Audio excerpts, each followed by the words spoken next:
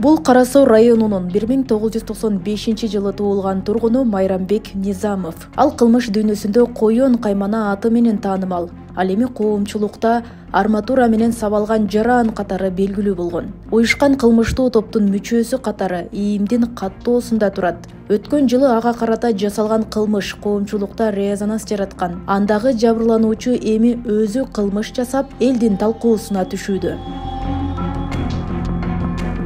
Майрамбек Низамов 2015-жылдан бери 4 жолу соттолгон. 2023-жылдын ичинде эле башка кылмыштарга шектүү катары бир нече ирет кармалып, соттун чечими менен үй камагына чыгып кетет. Үй камагында жүрүп кылмыш жасап милицияга түшкөн Низамов кайра эле үй камагына чыкты. Кылмышкерди калкалаган соттун бул чечими коомчулукта сын пикирлерди жаратты.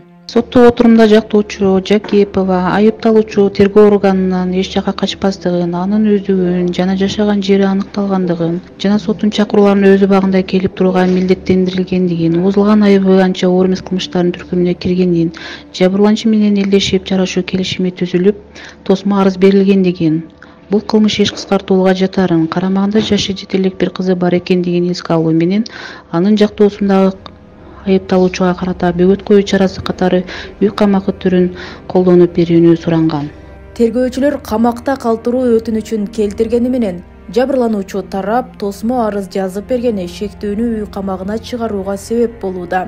Буга чейинки соттолууларда дагы тосмо арыз жазылган. Мында уюшкан кылмыштуу топтун мүчөсү болгондуктан жабырлануучуларды коркутууга алышы мүмкүн деген күмөн дагы бар. Бунун баш коргоо чарасы каралды, азыр эркиндикке чыкты үй камагына. Бирок жаза чектелек. Бир нече ирет үй камагына чыккандыгына карабастан, Ош шаардык ички иштер башкарманын кызматкерлери бул жигиттин жүрүм турумуна тыгыз көз салабыз. Аны эгер кандайдыр бир кылмыштарга дагы бара турган болсо, коомдон изоляциялоо үчүн тиешелүү аракеттерибизди тынысып жүргүзө беребиз. Ал эми соттун бир нече ирет үй камагына чыгаргандыгы, үй камагында жүрүп дагы кылмыш жасап, кайрадан үй камагына чыгаргандыгы тууралуу биздин милиция органдарынын кандайдыр комментарий бергенге же болбосо өтүнүч келтиргенге мыйзам жол бербейт. Өлкөдө айрым криминалдуу топтун мүчөлөрү канча жолу соттолгону менен таанымал. Мисалы, Женго Каймана аттуу кылымтөбөл 11 жолу соттолгон. Мындан улам караларга карата мыйзамдуу жазанын күчөтүү сунуштары айтылып келет. Майда кылмыштарга шектелгени менен кантсе да уюшкан кылмыштуу топтун мүчөсү катары каттоодо турган адамдын жазадан оңой кутулуп кетүүсү сынга кабылууда. Далилденбейт. Ошондуктан кечээки соттун кабыл алган чечими туура эле. Себеби анын кылмыш үстүнөн кармалган жок.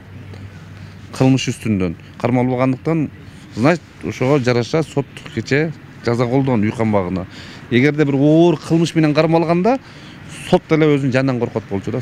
Алдамчылык деле азыркы күндө бул оор кылмыштардын катарына кирбейт. Бул кылмыш, бирок өтө оор катардагы кылмыштарга кирбейт да. Себеби баш коргоо чарасын камакка алуу менен чечилбей турган маселеде мындай анча оор эмес мындай кылмыштардын катарына кирет. ОПГда мүчө болгону деле негиз болот. Буга чейин кармалып кой берип аткандыгы, анан кийин кечээки кандай багытта кармалгандыгы жөнүндө азыр бизде толук маалымат жок да. Өткөн айда парламентте алдамчылык менен кармалгандардын жазасы жеңил болуп калганы тууралуу маселе козголгон. Бул кылмышты жасагандардан эскирүү мөөнөтүн алып салуу сунушталган. Ошондой эле Ички иштер министрлиги уюшкан кылмыштуу топтордун мүчөлөрүнө карата жоопкерчиликти күчөткөн жаңы мыйзам сунуштаган. Аталган мыйзам долбоорлору учурда коомдук талкууда турат. Роза Акматжан кызы, Адилбек Абдакимов, Ош ТВ.